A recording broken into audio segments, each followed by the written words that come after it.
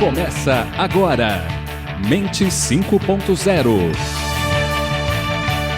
Apresentação, Dr. João Lourenço Navajas. Trilha sonora, Banda Varsóvia.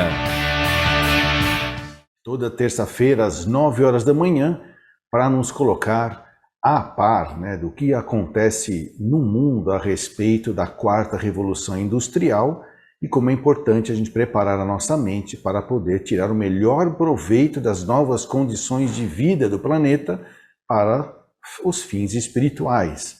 E para isso precisamos de uma mente 5.0, como dizem os japoneses, Peguei essa frase deles, precisamos de uma mente 5.0 para podermos lidar com a quarta revolução industrial, que no fundo, a quarta revolução industrial é promovida pela internet de tudo, de todos, ao mesmo tempo, o tempo todo.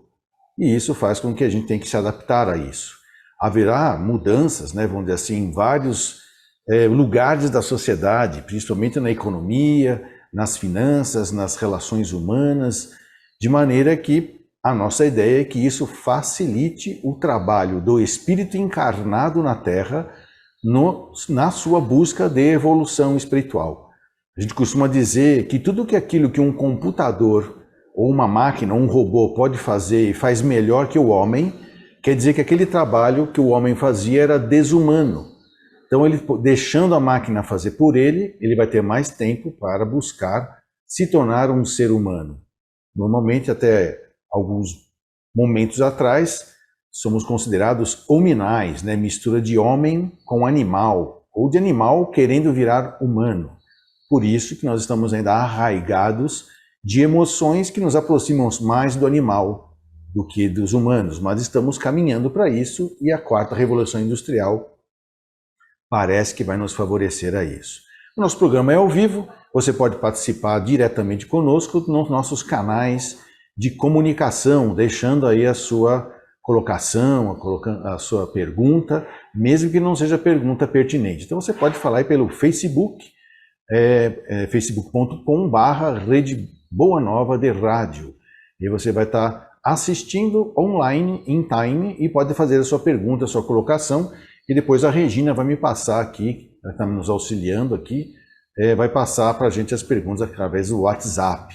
Temos os telefones, que eu acho que já foram colocados no ar, eu acabei não vendo enquanto eu estava falando, e também pode estar falando com a gente. É o 0800 979 5011 e o 11 2457 5011 também. Então você pode pôr esses telefones, deixar a sua pergunta, a sua colocação, a sua admiração de algum assunto, para a gente poder falar sobre ele. E também você pode fazer perguntas pelo WhatsApp. E o telefone é 11, 0 operadora 11 9 9643 3827. Vou repetir para quem está só ouvindo pela rádio, é 99643 3827, é 0 operadora 11, que é o telefone aqui de São Paulo, capital. No WhatsApp você pode falar. E pelo YouTube também você pode estar participando ao vivo conosco. Você entra no YouTube e procura RBN/TVMM, Então, Rádio Boa Nova /TV Mundo Maior, só as iniciais. E você vai estar participando online, em time, e poderá fazer a sua pergunta a qualquer momento. Nos últimos 15 minutos nós vamos ter o Minuto da Mente, que é quando a Regina me passa as perguntas que vocês vão pensando e vão entendendo e poder fazer. E nós vamos estar aí atendendo a todos que ligarem. Tivemos algumas perguntas já de algumas semanas passadas, que eu também vou estar tentando incluir, e que teve um período, teve um programa que houve um problema técnico, parece que terminou a luz, e a gente ficou na metade. Mas tem as perguntas aqui guardadas que a gente pode responder. Dependendo do número de perguntas que vier hoje, eu volto e vejo as perguntas que ficaram lá atrás. E o nosso tema hoje, como nós estamos vendo aí, que foi colocado, nós vamos falar sobre polícia e ladrão na era digital, o efeito panóptico da internet. Como é que fica agora? Querer viver na criminalidade e a internet de tudo e de todos ao mesmo tempo, o tempo todo. E como é que é policiar, para que as leis sejam respeitadas, porque a polícia foi criada no sentido de garantir que as leis sejam cumpridas por todos, né? Então, policiar significa isso. Então, como é que fica o policiamento e como é que fica, vamos dizer assim, a criminalidade na era digital? Então, nós estamos tendo aí como referência esse livro, né? Que é um livro que fala sobre saúde mental na era digital. E no capítulo 3, ele fala sobre mudanças de hábitos, né? E essas mudanças de hábitos, uma dessas tem a ver com a relação da polícia e a sua função de manter a sociedade respeitando as regras que foram compreendidas, que é bom para todo mundo, né? Talvez algumas pessoas não gostam de regras, então elas se afastam das regras e querem ver fora delas. Não tem problema nenhum. O problema é que pode ser que em alguns lugares pode ser considerado crime e a pessoa ter que se enquadrar, né? Ou nas regras ou se enquadrar nas penalidades quando sai fora da regra. E aí então, como é que ficam as investigações, né? Porque muitas vezes o crime é cometido e as pessoas só sabem que ele foi cometido pelo que aconteceu, mas não sabe como aconteceu, quem fez, como que fez, e aí tem que investigar, descobrir como que aquilo aconteceu e quem foi o protagonista do crime. Isso chama-se investigação. Então ele diz assim, olha, toda investigação tem como base uma análise de informações, que podem ser colhidas por diversos meios, como perícia, depoimentos e outros. O que é perícia, né? Você pega alguém, por exemplo, houve um acidente de trânsito. Aí a perícia vai lá ver quem é que causou o acidente. Na realidade, acidente ninguém causa, né? O acidente ele acontece. Por isso que a gente usa equipamento de proteção individual, porque a gente não sabe quando é que vai acontecer. Quando alguma coisa acontece causada por alguém, a gente chama-se desastre. Por isso que a gente fala que no Brasil não tem muito acidente, são poucos os acidentes. Tem muito desastre causado por imperícia, imprudência ou negligência de quem está dirigindo o carro. Mas a perícia vai lá para ver quem foi que causou o desastre. Então ele vai medir um monte de coisas. Por exemplo, ele vai medir a freada do carro. Pela física, por cálculos, ele consegue perceber a quanto de velocidade aquele carro estava. Aí ele vai falar, esse carro estava a 80 por hora. Qual era o limite dessa rua? 40. Então, quem causou o desastre foi essa pessoa que estava dirigindo de maneira imprudente acima da velocidade prescrita para aquele lugar, né? Ou sugerida para aquele lugar. Então ele passa a ser o culpado. Talvez não teve vontade de causar o desastre, mas tem culpa. Como também, por exemplo, existe o dolo eventual, quer dizer, o doloso significa eu quis causar, né? E existe o dolo eventual, eu não queria causar, mas eu sabia que podia causar, mas mesmo assim eu fiz. E tive o azar de ter causado, porque podia ter tido a sorte de não ter causado, né? Por exemplo, você sair dirigindo embriagado, é chamado de dolo eventual. Se acontecer alguma coisa, você sabia que dirigir embriagado poderia ser culpado por isso, então é um dolo eventual. E algo que acontece por culpa é menos grave que por dolo, porque na culpa eu não tinha intenção, no dolo eu tive a intenção. Então aqui ele está dizendo que a perícia pode permitir saber se houve culpa ou se houve dolo. E também posso pedir depoimentos, né, testemunhas. Ah, você estava aqui no momento do desastre, tá? Você viu o carro, vi. Como é que foi? Foi assim. Aí chama outra testemunha, outro depoimento e todo mundo fala a mesma coisa. Então fica claro o esclarecimento através da investigação do que aconteceu. Porém, diz assim, quando não há flagrante, né, ou seja, não tem laudos periciais e não tem depoimento de testemunhas, nem sempre isso é suficiente para identificar envolvidos e aplicar a lei àqueles que cometeram o crime, que são chamados criminosos, né? Então, se não tem flagrante, não tem laudo, não tem depoimento de testemunhas, então não dá para você identificar quem causou, portanto, terá que ser penalizado, né? Se existe uma regra que foi estabelecida, a maior regra estabelecida no país é a Constituição. Tem grupos que não gostam da Constituição porque não defendem os seus interesses pessoais. Então começam lá a dar canetadas, quem tem poder, para poder subtrair da regra, né, já estabelecida desde 1988, como que o brasileiro vai se organizar num país, numa nação, num país geograficamente denominado Brasil, numa nação feita de pessoas que nasceram aqui, que são os brasileiros, né? É a Constituição Nacional Federal. Bom, essa é uma das leis, né? Nesse sentido, se você não tem flagrante, laudos periciais, depoimentos, você vai começar a buscar dados sobre o ocorrido, né?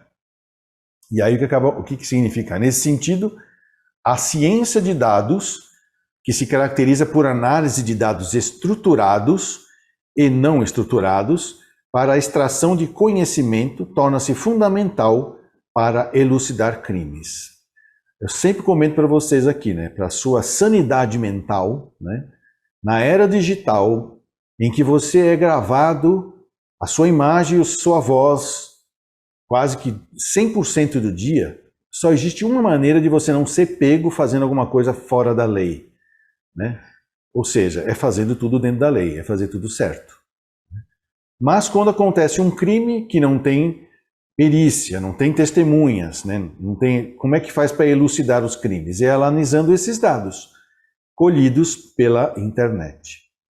Olha aqui, ó. Utilizado no Brasil e em crimes internacionais, a ciência de dados contribui para a investigação de diversos crimes, como no combate a quadrilhas organizadas, lavagem de dinheiro e roubo de cargas. Na realidade, a gente vê isso acontecendo nas nossas barbas, né? E que tem lá conivência com grande parte daqueles que se dizem nossos governantes. Tanto que é o Caixa 2 que mantém o dinheiro da campanha de muitos desses políticos, ou pelo menos que mantinha, né, a campanha desses políticos, e que tinham aí apoio de algumas facções, inclusive da própria polícia, né? Bom, informações são geradas por meio da coleta e cruzamento de dados em meios digitais. E isso existe a polícia científica, e eu conheço algumas pessoas, porque a maioria dos policiais não são corruptos, tá? A maioria não é. Mas sempre tem aquela laranja madura na beira da estrada que ninguém entende como é que ela está lá ainda, e é sim por manter mancomunações com governantes que têm lá o poder da caneta de nomear pessoas para serem secretários, né? Para serem ministros, sei lá o que for da sua parte. E aí, é claro, deve ter algum acordinho aí, né?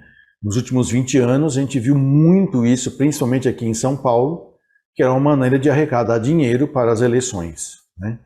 Então, a prostituição, o jogo clandestino e o tráfico de drogas têm lá braços de governantes corruptos, né? Não são todos, mas a gente sabe quem são hoje, né? Ficou com a própria internet de tudo e de todos ao mesmo tempo, o tempo todo, não tem mais como você esconder o seu lado sujo. E só tem uma maneira de você não ser pego fazendo coisa errada, fazendo sempre a coisa certa, né? Então, hoje é usado os dados colhidos em internet, tanto de som como de imagens, né, para a investigação de crimes. E olha, ó, quadrilhas organizadas, seja lá dentro ou fora do governo, lavagem de dinheiro, que é muito comum você ver lojas que nunca entra ninguém, né? Seja de qualquer coisa, tem loja de carro, loja de roupa, e lá você vai ver a contabilidade roda bilhões, é uma maneira de lavar dinheiro. E roubo de cargas, né? Que é uma maneira também de você, que você encontra às vezes na internet, né? Produtos muito baratos, é fruto de roubo, né? De carga, né? Você fala, mas é novinho, né? Sim, porque foi roubado a carga, né? Bom, informações são geradas por meio da coleta e cruzamento de dados em meios digitais, tais como transações bancárias, né? Histórico de navegação pela internet e dados da Receita Federal. Hoje, vamos dizer assim, o Havaí avisa aos navegantes. Você que gosta aí de ver uma pornografia, né? Cuidado, tá? A maneira pela qual você acessa. Porque com a lei da pedofilia, né? Se você, por exemplo, baixar filmes que em algum momento tenha a exposição de alguma criança. Talvez isso nem seja crime, mas dependendo por onde você baixar esse filme, né, for uma plataforma que também serve para mandar para outros e você nem sabe, você vai ser enquadrado como divulgador de pedofilia ou qualquer coisa parecida. Aí você vai ser enquadrado, né? Porque dá para saber aonde você andou navegando na internet. E se existem provedores de pornografia, é só a polícia querer entrar lá e começar a pegar os IPs e ir nas casas, ver aonde tem um IP que está mandando pornografia para a internet e não é difícil achar o seu endereço e você ser enquadrado. Isso já está acontecendo muito, né? Então, o histórico na navegação e dados da Receita Federal, segundo Cortes, que escreveu isso em 2019. Então, olha, as informações geradas por meio da coleta e cruzamento de dados em meios digitais. Quais? Transações bancárias, histórico da navegação na web e dados da Receita Federal. Você pode ser encontrado e imputado a você um crime porque você estava lá. Ah, mas eu não estava, mas participou direta ou indiretamente. Vamos pegar um exemplo? Ele dá um exemplo aqui triste, tá? Mas bem atual. Como exemplo do uso de dados de meios digitais em investigações, merece destaque o caso da vereadora do Rio de Janeiro, chamada Marielle Franco, assassinada no início de 2018, né? E aí ficou querendo saber quem foi que mandou matar Marielle, né? Do mesmo jeito que também nós estamos tentando saber quem foi que mandou matar o candidato, naquela época, a presidente, né? Para identificar 2 acusados de participação no crime, a Polícia Civil do Rio de Janeiro contou com 3 recursos tecnológicos: imagens de câmeras, né? Sinais de celular e buscas na internet. Totalmente digital essa investigação, né? Não tinha como sair a campo. A campo, o que você deve ter achado lá? Cartuchos vazios, sangue da vítima, ou das 2 vítimas, né? Porque não foi só a vereadora que faleceu no atentado, né? E testemunhas, talvez ninguém vai se meter a besta de querer ser testemunha, né? E os dados da internet. Ou seja, em contraposição à interceptação de conversas entre criminosos, a investigação se concentrou no cruzamento de dados e metadados, segundo uma revista chamada Padrão, em 2019. Olha que interessante, né? Esse caso, esse case da vereadora inaugurou uma nova maneira de fazer investigação, mostrando, comprovando aquilo que eu te falo sempre aqui. Você está sendo gravado e filmado 100% do seu dia. 100%. Já não há mais 90%. Portanto, só existe uma maneira de você não ser pego fazendo coisa errada.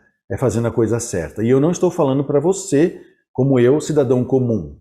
Estou falando para você, que é vereador, que é deputado, que é senador, que é presidente, que é de algum partido político, que é militante de alguma facção, sei lá do que você imagina que seja. Você está sendo filmado e gravado. Ah, então, mas por que ninguém toma nenhuma atitude para ir atrás e acabar com a bandidagem, inclusive no governo? Porque não interessa. Mas se interessar, é só acionar os dados, né? Ninguém está no te peguei. Vamos filmar o Dr. João porque eu quero pegar no pé dele. Não, está sendo filmado. Se ele incomodar, aí a gente puxa os dados dele, né? Bom, estamos aqui, ó. Embora não tenha sido suficiente para elucidar o crime, né, a polícia rastreou 2.428 torres de celular que estavam no trajeto da vereadora na noite do assassinato. Interessante isso, né? Então, onde você está andando, tá, o seu celular está captando por onde você está. Como os celulares ligados emitem sinais para as ERBs, estações de rádio base, conhecida também como antenas de celular, o objetivo dos investigadores foi encontrar o sinal do celular dos suspeitos. Sim, para matar do jeito que mataram, tinha que estar por perto, certo? Então, aonde passou o celular dela, passou os dos assassinos também. Desta forma, mais de 33 mil números de telefone celular que poderiam ter sido usados no crime foram analisados pela polícia. Pois é. É muito número? É, mas eles acabam chegando em você. Porém, foi descoberto que o atirador interrompeu o uso de celular horas antes do assassinato, segundo o padrão 2019. Interessante isso. Ele está contando como que é a investigação na era digital. Pegou o caso da vereadora. Tem N casos, tá? Mas ela tem uma envergadura política, né? Então vou investigar por causa da envergadura política. Mas de ontem para hoje, provavelmente deve ter ocorrido vários outros assassinatos que vão cair aí no esquecimento, porque as pessoas comuns não têm envergadura política, né? Os investigadores também analisaram imagens de câmeras de segurança, o que ajudou a identificar o carro utilizado no assassinato, um Chevrolet Cobalt, com placa clonada. A partir daí, a polícia fez contato com a montadora e descobriu que na data do crime haveria 12.745 carros do mesmo tipo e cor em circulação no país, dentre os quais haveria 443 proprietários do Rio de Janeiro. Então, pega um leque de informações e vai fechando, vai fechando, vai fechando. E isso feito do computador, né?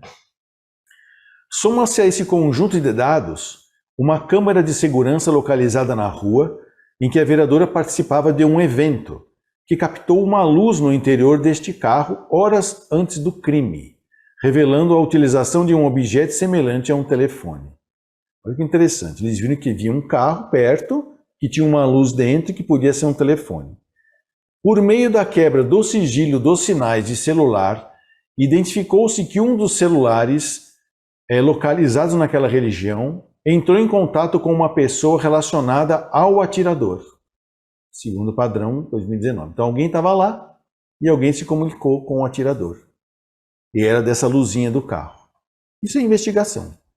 De posse desses dados, a investigação se direcionou aos celulares ativos na região no horário da gravação da imagem do carro, reduzindo para 318 a análise de 33 mil números iniciais. Opa!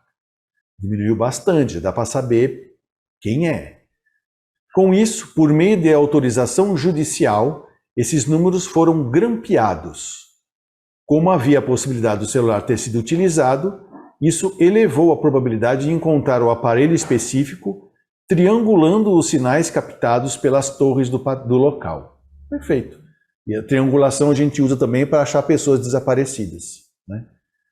Além disso, a investigação observou 670 contas de usuários da internet e analisou 533 gigabytes de dados de navegação.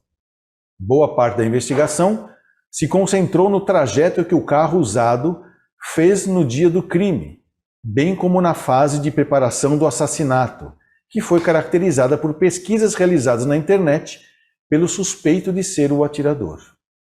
O que significa isso? Que as pessoas talvez não percebam que quando você entra na internet, essa é uma janela para o mundo. E ele está falando aqui que o cara que preparou o assassinato fez pesquisas na internet, né? Como aconteceu um caso, deixa eu lembrar como é que foi isso, de uma pessoa que também assassinou e deu fim ao corpo. E ele, como suspeito, começou a ser investigado, e ele, para não ser pego, ele ia numa biblioteca, pegava um notebook da biblioteca e entrava a pesquisar. Mas só que foram ver o que ele pesquisou, ele pesquisava assim, quanto tempo demora um cadáver para se decompor? Os caras foram fechando. Por que um cara que é suspeito está pesquisando isso? Foram fechando o cerco e aí os álibis deles não bateu, né? Bom, então o provável atirador estaria fazendo pesquisas na internet e aí isso fez com que fosse fechando o cerco. A arma utilizada no crime foi uma submetralhadora MP5 de calibre 9 mm. há também indícios de que o atirador fez buscas na internet, né, sobre o silenciador adequado para esse tipo de arma. Interessante, né? A investigação afirma ainda que os criminosos podem ter utilizado um aparelho do tipo jammer, que bloqueia o sinal de telefones celulares. Esse objeto teria sido pesquisado também na web pelo atirador. Soma-se a isso a constatação por dados de GPS que o carro havia ficado estacionado no dia do assassinato. Padrão também 2019. Para confirmar que o acusado de ser o atirador estava no carro utilizado no crime, a investigação contou com métodos que não foram divulgados, mas um desses métodos foi a comparação das imagens do braço direito do atirador com o braço do acusado de efetuar os disparos. Ambos apresentam uma tatuagem, também pela BBC, em 2019. Então, olha que interessante. É muito provável que, se alguma coisa você está fazendo hoje e acha que ninguém está vendo, se isso tiver uma implicação muito grande, tem como te achar. Então, assassinar uma vereadora não é uma coisa simples. E há quem quis sempre tirar proveito político disso. E aí, quando começa a se investigar, começa-se um medo. Porque a partir do momento em que eu estou querendo tirar proveito político de uma infelicidade, eu posso estar sendo arrolado nesse crime, né? De algum motivo estive lá. Então, as investigações criminais mudaram muito com essa possibilidade. Existe na Polícia Civil funcionários que são específicos, né, vamos dizer assim, que ficam analisando, por exemplo, imagens de câmeras. Fazem só isso. Ou ligações telefônicas. E ficam lá fazendo isso. E aí é claro que pode-se fazer um uso político disso, principalmente quando eu quero ou enaltecer alguém ou desmerecer alguém, né? Para fins de queimá-lo politicamente. E aí a gente começa a perceber que inclusive isso pode ser investigado. Que o uso que você faz das mídias para se autopromover ou para desmerecer os outros, que é o que o pessoal está chamando aí de fake news. De maneira que tentar impedir as fake news é visto como uma tentativa de censura, né? Na qual as pessoas podem colocar as suas opiniões, mesmo que elas não sejam verdade ou não compartilhem a verdade, porque a verdade, mais cedo ou mais tarde, se for investigado, vai ser exposto, vai ser descoberto. Basta ter relevância que a gente vai buscar o que os dados revelam, né? É aí então que a gente comenta, vamos dizer assim. Eu falava isso muito com meus alunos, mesmo quando eu era aluno na faculdade de medicina. Eu não faço nenhum trabalho científico, de pesquisa, de investigação, que não seja relevante, né, que não vá mudar alguma coisa para a humanidade. E, portanto, para ser relevante, ele tem que ser revelante. Ele tem que revelar algo que nunca ninguém soube, né? Ou que é realmente inédito na vida das pessoas, né? Agora nós estamos faltando 15 minutos para o encerramento do nosso programa. Nós vamos aí chamar a vinheta do Minuto da Mente para que você faça a sua pergunta. Vamos lá!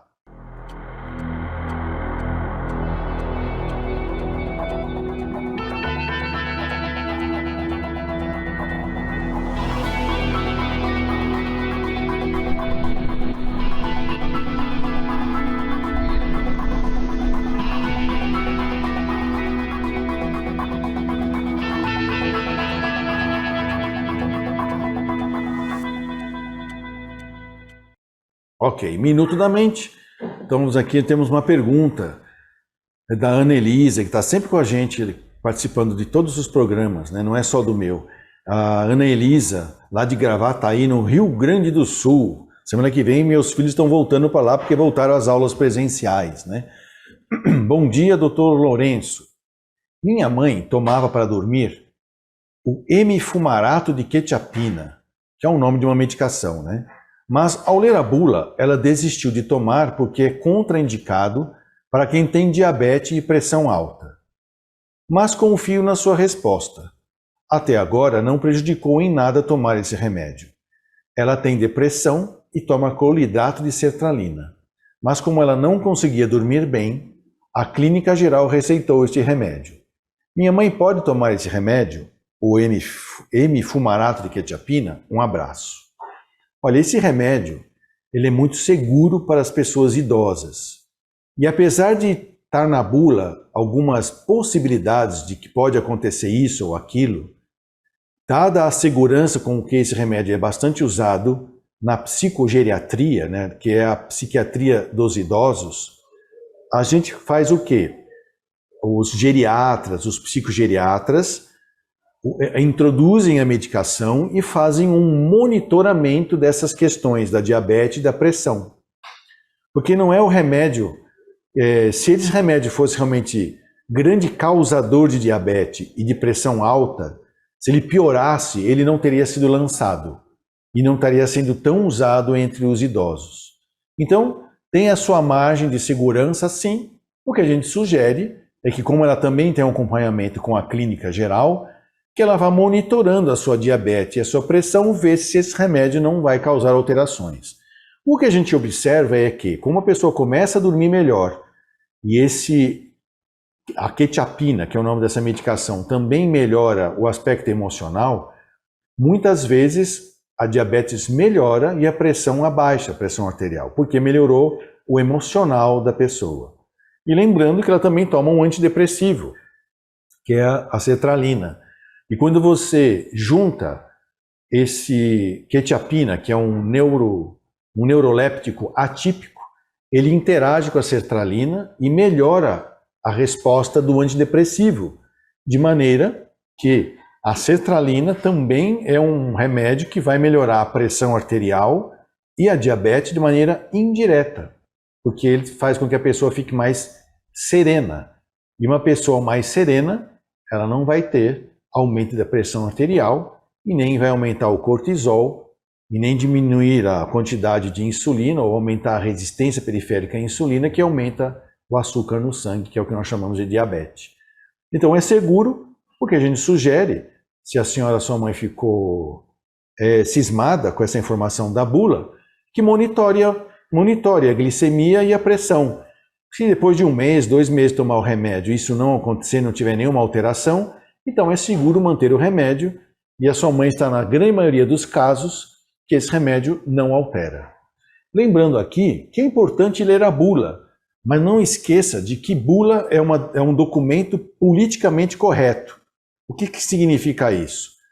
Precisa estar escrito lá, porque a empresa que fez o remédio, ela não quer que você a processe por algo que ela poderia ter te avisado que pode acontecer. Então, não é um instrumento tecnicamente correto, né? Mas tem que estar escrito lá tudo o que pode acontecer para que a empresa não seja processada devido ao uso daquela medicação, porque aconteceu. Mesmo que seja raro, tem que estar escrito na bula. Por isso que no meio médico, a gente sabe que tem remédios que servem para muitas coisas, mas não está na bula que é para essas coisas. Então o médico usa, mesmo que a empresa produza essa medicação dizendo que é só para essa doença. Mas a gente sabe que dá para ser usado em outras coisas. Quando a gente usa um remédio que não está previsto na bula, o seu uso, a gente fala que é off-label. É um termo que a gente usa no meio médico. Olha, é off-label, mas tem tido bons resultados. Olha, não está previsto pela fábrica. Quem inventou o remédio não previu o uso desse remédio para tal doença, mas a gente tem usado com sucesso. Então é off-label. E por que é off-label? Porque se acontecer alguma coisa, a fábrica se isenta. Você prescreveu porque você quis. A fábrica não inventou esse remédio para isso que você está usando, né? É mais ou menos isso que serve bulas, né? É importante ler. Antes eu achava que não era importante ler. Até que uma pessoa que eu trato aqui me ligou falando, eu disse isso, olha, não leiam bula, não. Ela me ligou e falou, olha, não é certo falar assim, porque eu mesmo já tomei um remédio e senti um efeito colateral que eu só soube que era do remédio porque estava na bula. Aí eu liguei para o médico e ele trocou o remédio. Então é interessante que você leia a bula e quando tiver dúvidas, pergunte para o seu médico. Principalmente se você tiver dúvidas sobre prováveis efeitos colaterais que estão na bula e de alguma maneira você não sabia, nem o médico te orientou. Se você ficou sabendo, liga para ele, ele vai ver lá o label, né? E vai te dizer para, ou continua, ou diminui a dose, né? Isso é importante ler a bula. Se tiver dúvidas, converse com o seu médico, né? Ah, não pode pesquisar na internet, no Google? Pode, mas o responsável pela informação é o seu médico. Você pode levar para ele as pesquisas que você achou na bula, no Google, em qualquer outra parte da internet e levar para ele, no Yahoo, por exemplo, né? Como ele fala, faça uma consulta no Google, peça uma segunda opinião no Yahoo, mas converse sempre com o seu médico, ok?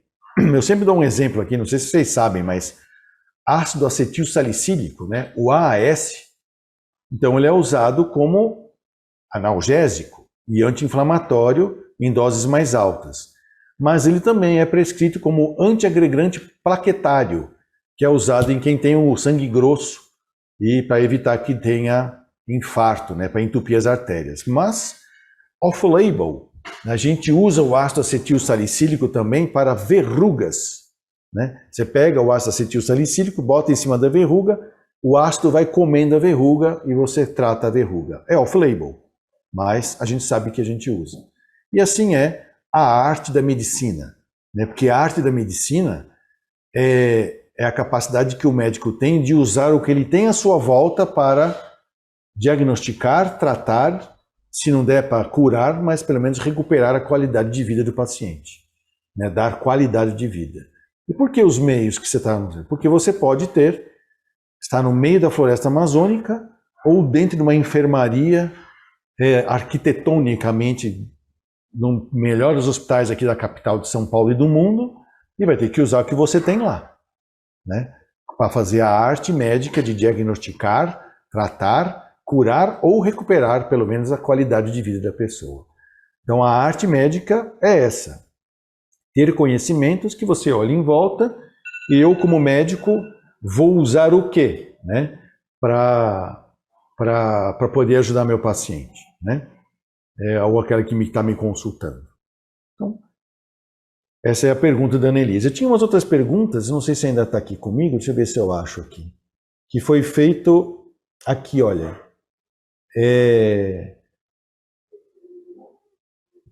Aqui está dizendo sobre o confinamento. Acho que foi na outra semana que parece que terminou o programa terminou por um problema técnico. Deixa eu ver aqui. Aqui, ó, pergunta aqui. Essa aqui não falou quem perguntou, mas diz assim: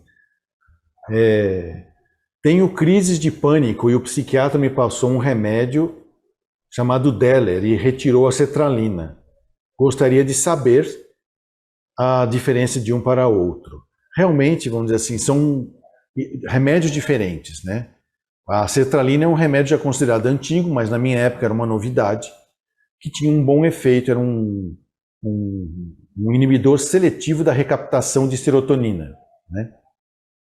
Depois inventaram o Deller, que é a desvenlafaxina, que já é a venlafaxina melhorada, que também aumenta não só serotonina, mas também noradrenalina, melhorando a resposta a um sintoma de depressão chamada inibição psicomotora, que infelizmente alguns depressivos e quem está em volta dele identifica isso como preguiça e acaba chamando o depressivo de preguiçoso, mas não é, isso é um sintoma chamado inibição psicomotora. E o Deller, que é uma das marcas dessa desvenlafaxina, é uma maneira de a gente poder trabalhar esse sintoma. Não sei se o seu médico, aqui é a Janete de Oliveira de Santana, ela fez essa pergunta no dia 21 de janeiro, né? Vamos ver uma outra pergunta aqui. Aliás, deixa eu ver se já está na hora de encerrar, né? Faltam 5 minutos ainda, né? Tem uma outra pergunta que foi feita em outro momento aqui. Aqui tem uma pergunta também, ó, diz assim: boa tarde, doutor Lourenço. Gostaria que o senhor explicasse um pouco sobre o transtorno do devaneio excessivo. Quando eu assisto um filme belo de grandes efeitos especiais com paisagem fantástica no cinema, em 3D, mesmo depois de terminar o filme, demora alguns minutos para voltar à realidade. A vida real parece até sem graça, mas uso a razão e consigo sair desse transe. Seria normal esse deslumbramento causado por cenários fantásticos de filmes americanos atuais onde usam tecnologia? Um grande abraço fraterno é a Ana Elisa também, lá de Gravataí, no Rio Grande do Sul. Então, sim, eu acho que cada vez mais a gente pode estar usando as técnicas ou as tecnologias, né, vamos dizer assim, de rádio e TV até para fins terapêuticos, sabe?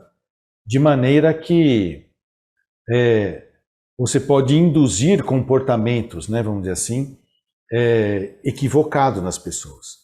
Por isso que eu sempre falei que hoje, com a internet de tudo, de todos ao mesmo tempo, mesmo na presença de fake news, que elas já existiam quando eram só a TV e os jornais que produziam fake news, a gente não sabia, né? Porque a gente acreditava que as pessoas eram honestas. Hoje a gente descobriu que não, né? Que tem pessoas em todos os setores do mundo que aceitam dinheiro para mentir, né? E não só na área de jornalismo e de, seja ela televisada ou escrita ou falada, né? Mas em todos os níveis. Mas se a gente tentar censurar os mentirosos, nós vamos acabar calando os que são verdadeiros também.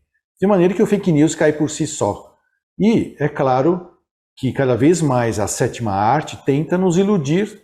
E lembrando, né, às vezes eu vejo a minha esposa chorando em filme, eu vejo meu filho admirado com uma cena e falo, mas isso é só um filme e tem tela verde atrás, sabe? Tem lá aquele, esqueci o nome, que eles colocam atrás e montam os cenários de maneira que você, hoje, até mesmo as coisas feitas por computador, você percebe que aquilo não é real, né? Então eu fico assim, pega a ideia do filme, tá? Mas não entre como se aquilo fosse realidade, lembrando que toda a história, principalmente que vem na televisão, seja em forma de novelas, seja em livros, seja em filmes, tem uma grande parte que a gente fala que é a licença poética. Então, garimpe a licença poética e pegue a essência, né, do que está sendo dito, né, para que a gente possa não ficar sendo induzido. Mas pessoas um pouco mais sugestionáveis, e isso não é doença, acho que a Ana, lá de Gravataí, deve ter lá a sua sensibilidade, que tem muito a ver talvez até com a questão mediúnica, né? E aí está aí um assunto que provavelmente nós vamos falar aqui também, como fica o efeito da hipnose, né?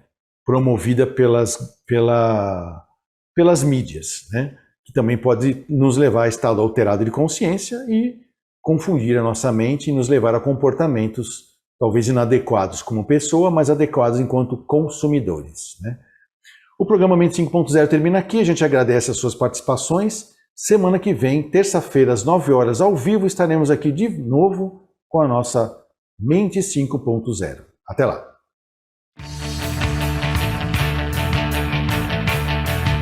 Termina aqui. Mente 5.0